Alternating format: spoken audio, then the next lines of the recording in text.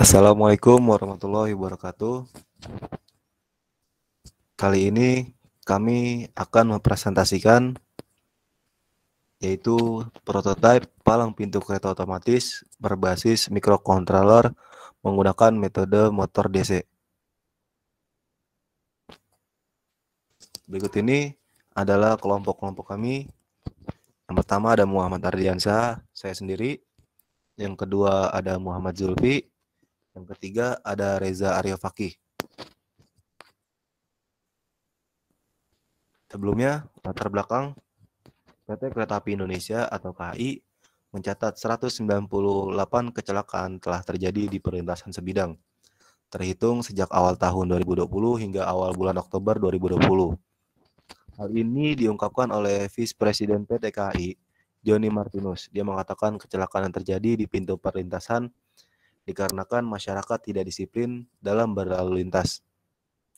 Teknologi hadir dan menjadi bagian hidup manusia dewasa ini. Manusia seolah tak bisa berfungsi tanpa ponsel cerdas, tablet, dan komputer yang merupakan alat-alat produk teknologi modern. Berbagai aspek keseharian mulai dari bekerja, belanja, belajar, hingga mencari informasi, semuanya dilakukan dengan bantuan teknologi dalam waktu yang sangat singkat. Teknologi telah meledak di pasaran dan penggunanya semakin meningkat drastis.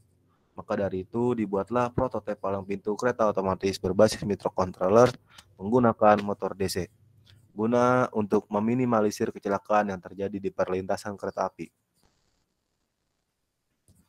Adapun tujuannya diciptakannya prototipe palang pintu kereta otomatis berbasis microcontroller dengan motor DC adalah pertama sebagai tugas besar mata kuliah Desain Sistem Embedded Teknik Elektro Fakultas Teknik Universitas Singapura Bangsa Karawang. Yang kedua, meminimalisir kecelakaan pada perlintasan kereta api.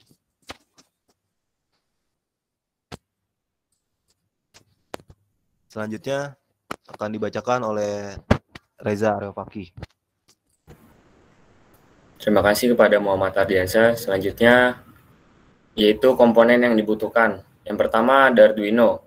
Arduino sendiri berfungsi untuk mempercepat dan mempermudah kita dalam pembuatan sistem kontrol, baik bersifat otomasi maupun instrumentasi. Yang kedua ada motor DC. Motor DC yaitu alat yang mengubah energi listrik DC menjadi energi mekanik putaran.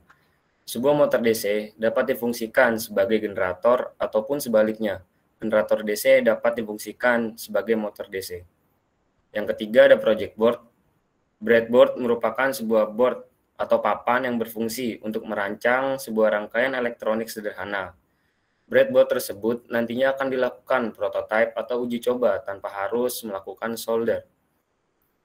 Yang keempat yaitu kabel jumper. Kabel jumper adalah suatu istilah kabel yang berdiameter kecil yang di dalam dunia elektronika digunakan untuk menghubungkan dua titik atau lebih dan dapat juga untuk menghubungkan dua komponen elektronika.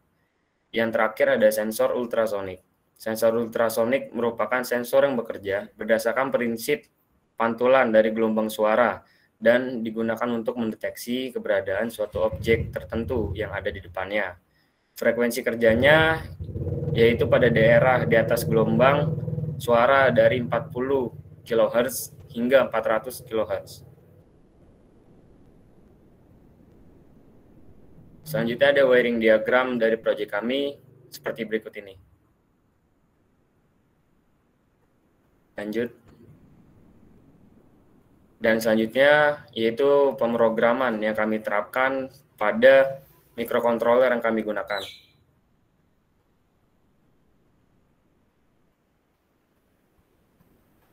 Dan cara kerja dari prototipe yang telah kita buat yaitu adalah sebagai berikut.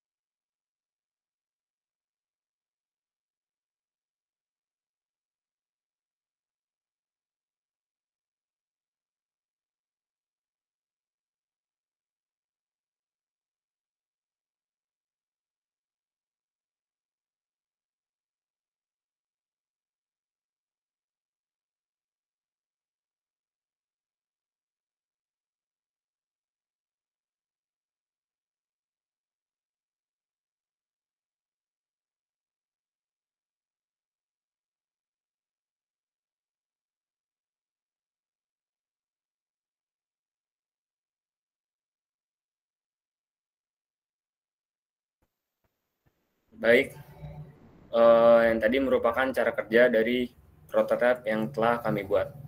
Kesimpulan dapat dihasilkan dari rancangan yang telah kami buat, yaitu pertama, tingkat kecelakaan pada perlintasan kereta api sangatlah tinggi.